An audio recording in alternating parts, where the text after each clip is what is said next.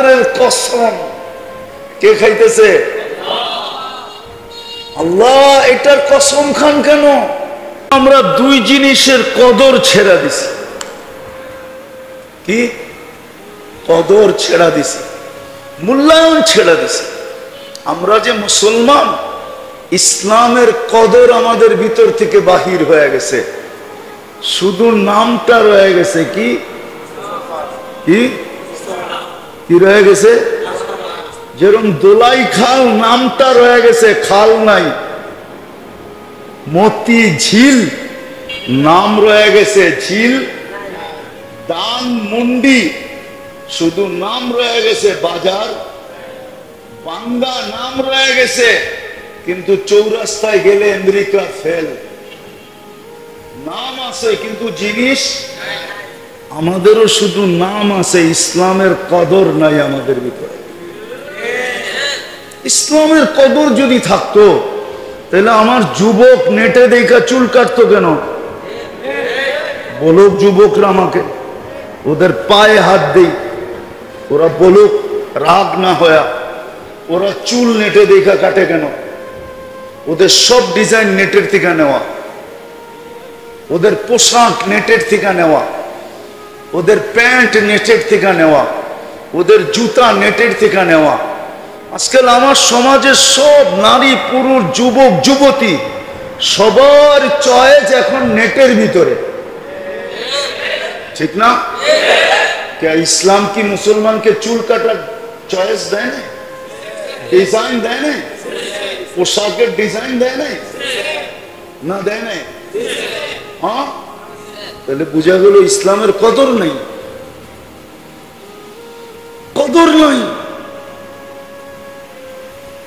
যেমন ইসলামের কদর নাই, শুধু নাম আছে। এটাই আল্লাহ রসুল বলছিলেন, একদিন আসবে লা ইয়াবকা মিনাল ইসলাম ইল্লা ইসম,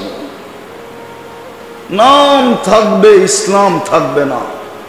সায়াতি আলা উম্মতি জামান লা ইয়াবকা মিনাল ইসলাম ইল্লা ইসম, নাম থাকবে ইসলাম থাকবে না, কদর থাকবে না, মূল্যায়ন থাকবে না।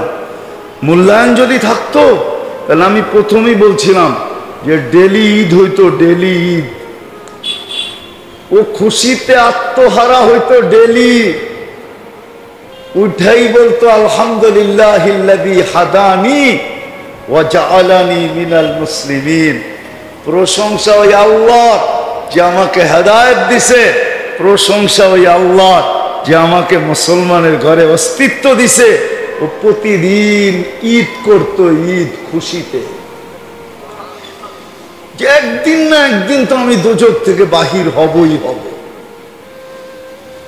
ইসলামের মর্যাদা মূল্যবোধ থাকতো, ইসলামের কদর নেই। আরেকটা দেখাইতেছি, দ্বিতীয়টা, উম্মতে মুহাম্মদী হিসাবে যে আমি সবার আগে বাছাইকৃত হইলাম, সবার আগে নির্বাচিত হইলাম, শ্রেষ্ঠত্বের মুকুট মাথায় পড়লাম, আমার পরে আর কাউকে রাখলেন না। দুই দিক দিয়েই আমি শ্রেষ্ঠত্বের মুকুট পড়ে যে দুনিয়াতে উম্মতে মুহাম্মদী হিসাবে আমি পা রাখলাম। আর রাখতে পারার কারণে আমাকে এত মূল্য দিলেন যে পড়ি 5 ওয়াক্ত সওয়াব পাই। কি কি ওইটাও ভুল, এটা একা পড়লে পায়, একা পড়লে। জামাতে পড়লে আরো 27 গুণ বেশি। কত কত? এক ওয়াক্তে পাবেন 270 ওয়াক্তের সওয়াব। কত? এক ওয়াক্ত 70 ওয়াক্ত। উম্মত হওয়ার কারণে। চলেন এটা যদি ছোট মনে হয় আরেকটা বড় দেখাই। এক রাত্র খাটবেও, 83 বৎসরের ইবাদত নিয়ে সকালে উঠব। পরিশ্রম কয় রাত, খাটনি কয় রাত, সজাগ কয় রাত, ক্লান্ত কয় রাত?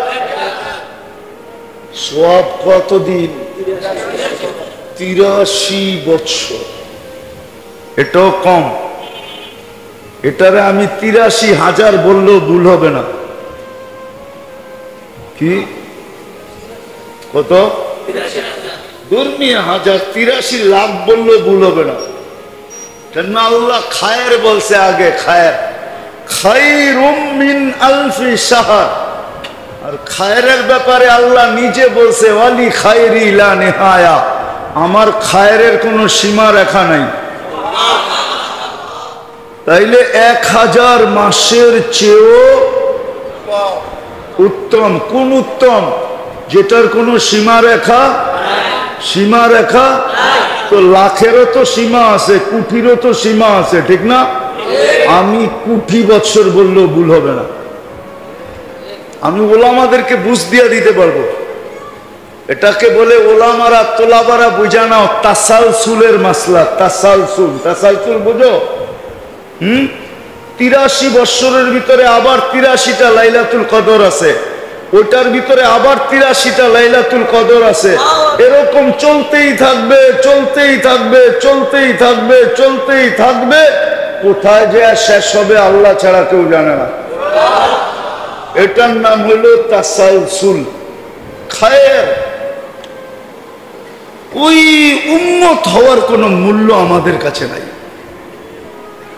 যদি থাকতো, হায় হায় হায়, তাহলে মুহাম্মদুর রাসূলুল্লাহর আদর্শ ছেড়া, যেই আদর্শের উপরে, একটা আদর্শের উপরে 100 শহীদের মালা।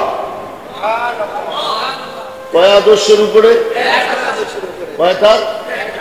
দুটা হইলে, তিনটা হইলে, 100 হইলে, 1000 হইলে, এক আদর্শের উপরে 100 শহীদের সওয়াব। আমি হাদিস দিতেছি, মান তামাসসাকা বিসুন্নতি ইনদা ফাসাদি উম্মতি ফালাহু আজরু মিয়াতু শাহীদ। এক আদর্শে 100 শহীদের সওয়াব।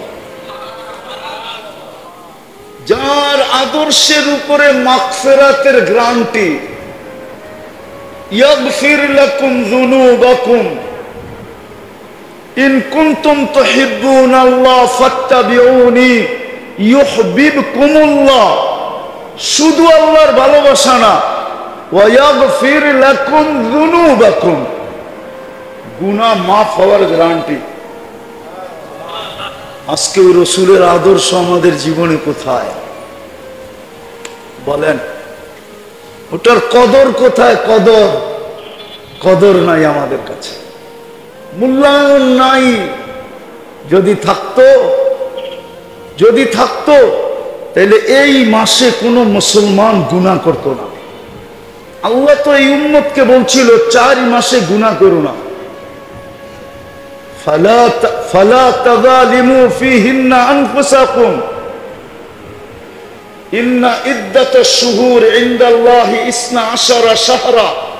পড়ো তো আগে হাফেজ, হাফেজ তুমি, তুমি পড়ো তো আগে।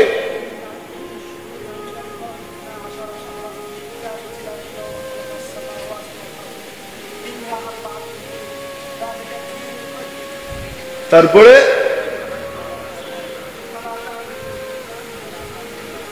ফালা তাযলিমু ফীহিন্না আনফুসাকুম।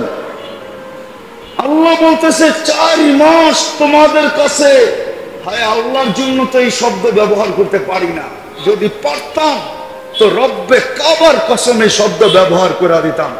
আল্লাহ আমাদেরকে অনুরোধ করতেছেন, আবেদন করতেছেন, দরখাস্ত করতেছেন, অনুরোধ করতেছেন যে তোমাদের কাছে চাই এই 4টা মাস তোমরা গুনাহ করো না, 4টা মাস গুনাহ করো না। জিলকাদা, জিলহজ্জা, মুহররম আর রজব, 4 মাস তোমরা গুনাহ করো না। কোরআন বলতেছে, কোরআন 4 মাস গুনাহ করো না। এখন জিলকাদা চলতেছে, 29 তারিখ থেকে জিলহজ শুরু হবে। আবার মাসগুলাকে বরকত দিয়ে ভরা দিছে। জিলহজের 10 রাত্রি 10 লাইলাতুল কদর বানায়া দিছেন। ওয়াল ফজরি ওয়া লায়ালিন আশ। জিলহজ শুরু হইতে দেরি আল্লাহ কসম খাইতে দেরি করেন নাই। ওয়াল ফজরি ওয়া লায়ালিন আশ। জিলহজের 10 রাত্রের কসম কে খাইতেছে? আল্লাহ। এটার কসম খান কেন? এক এক রাত্র এক লাইলাতুল কদরের সমান, কসম খামু না তো করবো কি? কিন্তু বলেন কে মূল্যায়ন করে? কে মূল্যায়ন করে? এক দিনের ইবাদত 1 বৎসরের ইবাদতের সমান। এক দিনের রোজা 1 বৎসরের রোজার সমান। জিলহজের 9 দিন 9 বৎসরের রোজা, 9 দিন ইবাদত 9 বৎসরের ইবাদত। 10 রাত্রের ইবাদত 10 লাইলাতুল কদরের সমান। কার কারণে পাইলেন? আরে কার কারণে পাইলেন? মুহাম্মদুর রাসূলুল্লাহর কারণে পাইলাম, কিন্তু কদর নাই। এই জন্য আজকে আমরা চোখ থেকে পড়ে গেছি। নাইলে আবারও যাইতেছি, একজনের জন্য ফেরেশতা ছুটে আসতো। আজকে 250 কোটির জন্য ফেরেশতা আসে। মুসলমান 250 কোটি সারা দুনিয়াতে। 60টা মুসলিম দেশের জন্য আসে না। বাদ দিলাম সবগুলা, কমসে কম 60 লক্ষের জন্য তো আসবে। এরা তো বন্ধুর ভাষাই কথা বলে, কোরআনের ভাষাই তো কথা বলে, জান্নাতের ভাষাই তো ফিলিস্তিনের মানুষ কথা বলে। আর যেখানে খলিল শুয়ে আছে, যেখানে কালিমুল্লাহ ঘুমাইতেছেন, যেখানে 70 জন নবীর কবর চিহ্নিত এখনো ঘুমাইতেছেন, যেখানে 45,000 সাহাবা ঘুমাইতেছেন। আমি যেগুলা বলতেছি এগুলা সব আমি চোখে দেখা হিসাব বলতেছি। আমি 15 বৎসর আগে গেছি এখানে, ফিলিস্তিন 15 বৎসর আগে, চোখে দেখা বলতেছি। কিন্তু যদি পারা যাইতো তাহলে প্রজেক্টর লাগায় আপনাদেরও দেখায় দিতাম, কিন্তু ওই সিস্টেম আল্লাহ রাখেন নাই। নাইলে আমার চোখের সামনে যেটা বাঁচতেছে ওটা আপনাদের প্রজেক্টর লাগায় দেখায় দিতাম। এই যে দেখো, এটা এখানে, এটা এখানে, যেখানে মুসলমানের প্রথম কিবলা, যেখানে মুহাম্মদুর রাসূলুল্লাহ ইমামতি করেন, যেখানে 16 লক্ষ নবীরা মেরাজের রাত্রে সশরীরে উপস্থিত হন আর সম্মিলন করেন, ওই জমিন যেটার বালুর কোনায় কোনায় কোরআন বলে, বালুর কোনায় কোনায় কোরআন বলে বারাকনা হাওলা, বালুর কোনায় কোনায় বরকত মিশ্রিত। 18 মাস হয়ে গেল, ফেরেশতা এখনো আসে নাই। বুঝা গেল মেরে দোস্ত, 2 চাদরে মোড়ানো ছিল, আমরা খুইলা ফালায়া দিছি। আল্লাহ ডাকলেও আসি না। 2 বড় নেয়ামত আমাদেরকে দিছিলেন, আমরা কদর ছেড়া দিছি। কদরের গাঠটি আমাদের পায়ের কাছে দিলেও আমরা উষ্টা মেরা ফালায়া দিই। 4 মাস গুনাহ ছেড়া দিতে বলছিল। হ্যাঁ, মনে হয় 4 মাসের ভিতরে উম্মত গুনাহ আরো বেশি করে, গুনাহ আরো বেশি করে। তো আপনি চোখে চোখে থাকবেন তো থাকবেন কি করে? এই জন্য আসেন, আর কথা বাড়াইতে চাইতেছি না। গরমে আপনারাও ভুগতেছেন, আমিও ভুগতেছি। আর কথা লম্বা হইলেই যে কিছু হবে এমন না, অল্প যদি হয় আর দিলে গাথে। চলেন, এখনো আমাদের মূল্যায়ন আছে, এখনো আমাদের মূল্য আছে, এখনো আমাদের মূল্য আছে। এখনো আমাদের মূল্যায়ন আছে, মূল্যও আছে, মূল্যায়নও আছে, এখনো আমাদের কদর আছে, এখনো আমাদের। আমি হাদিস দিয়ে দেখাবো, আমাদের কদর যদি না থাকতো তো রাতের 3 ভাগের 1 ভাগ অতিবাহিত হওয়ার পরে আল্লাহ প্রথম আকাশে কেন আসতেন? ইমাম বুখারী রহমতুল্লাহ আলাইহি তো বলে, হাদিস তো বলে, সহি হাদিস তো বলে, আল্লাহ প্রথম আকাশে আইসা ডাক দিতে থাকেন, হাল মিন মুস্তাগফির ফাগফির আলা, কে আসিস হাত বাড়াবি, কে আসিস হাত বাড়াবি, কে আসিস তওবা করবি, কে আসিস সন্ধি করবি, কে আসিস নিজের ভুল স্বীকার করবি। তুই করতে দেরি, মান নাদানি তালাক্কাইতুহু মিন বাঈদ, আমি হাতছানি দিয়ে বুকে নিতে দেরি করব না। আজও আমাদের কদর আছে, আজও আমাদের কিমত আছে, আজও আমাদের মূল্যায়ন আছে। না থাকলে প্রতিদিন রাতে কেন আসতেন? বুঝাইতে পারলাম?